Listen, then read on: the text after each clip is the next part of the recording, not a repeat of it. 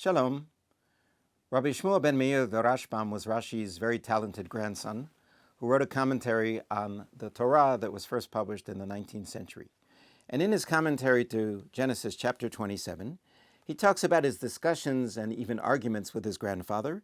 And he says that his grandfather Rashi admitted to him that if he had time, he would need to make other commentaries on the Torah, lefi hapshatot hamitchatshim b'chol yom, according to the pshat, the simple meanings which arise anew every day. And of course, that's a difficult phrase. If it's the pshat, if it's the simple meaning, how can it arise anew every day?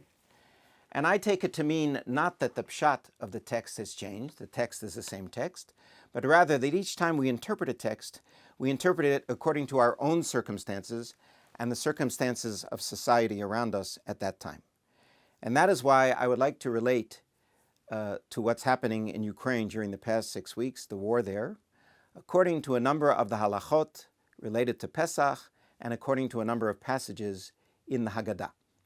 And the first idea is found at the very beginning of the Magid section of the Seder, after we made Kiddush, the introductory passages. The second sentence at the very beginning of Magid is, Kol dichvin yetev yechul, kol ditzrich yetev yivsach.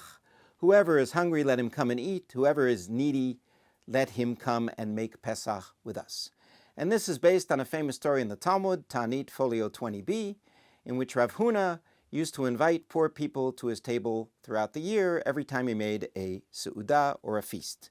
In other words, the very first thing we do at the Seder, before talking about Yetziat Mitzrayim and explaining it to our children and all the other things, is we invite the poor to come and eat with us.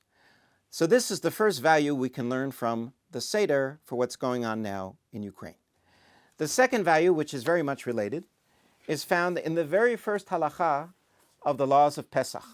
I'm holding here 1/6 of the volumes of the Mishnah Berurah, which is the Shulchan Aruch Orach Chaim. In other words, 1/6 is devoted to the laws of Passover.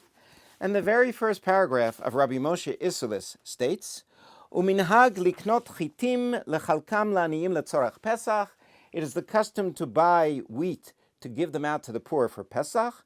V'chol mi shedar ba'ir yud bet chodesh tzarich liten lazeh. Whoever lives in the city for 12 months must contribute to this. The source is Rabbi Yitzchak of Vienna in the 13th century.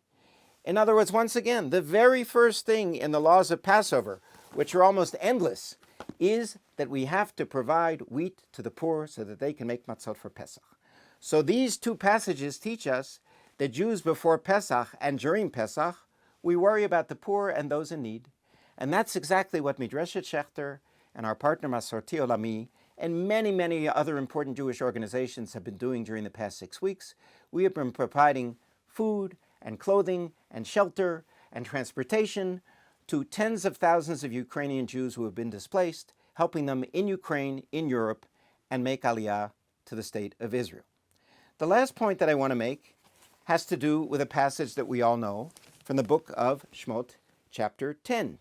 And there, Pharaoh says to Moses and Aaron, he says to them, Mi vami haholchim.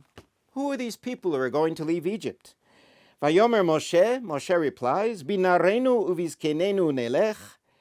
We will all go, young and old. We will go with our sons and daughters, our flocks and herds, for we must observe the Lord's festival.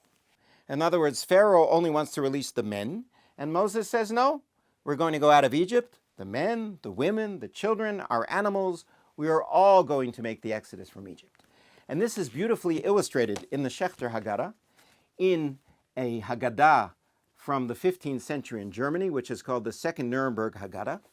And we see in this illustration that you have men and women, children on a pouch, on a knapsack of the father, on his back, children walking, a mother holding a little baby in a crib on top of her head. In other words, this is an actual illustration from the 15th century of what Moshe Rabbeinu said to Pharaoh some 3,200 years ago. So I think that in summary, we can say that this year we have much to learn both from the laws of Pesach and from the Haggadah about our current situation in Ukraine. Number one, we must invite strangers to our house for the Seder, especially if we can find Ukrainian Jews who have recently left Ukraine. Number two, we must provide Food, not just Pesach food, but food in general, to all of the many thousands of refugees in Ukraine and who have left Ukraine. And number three, we must leave no one behind. And this is why, just a few days ago, Rabbi Irena Gritsevskaya made a special trip to Romania in order to bring a 16-year-old orphan back to Israel with her. So hopefully this war will end soon. But in the meantime, we will live and practice these important values from the laws of Pesach and the Haggadah. Shavua Tov and Chag Sameach from Schechter.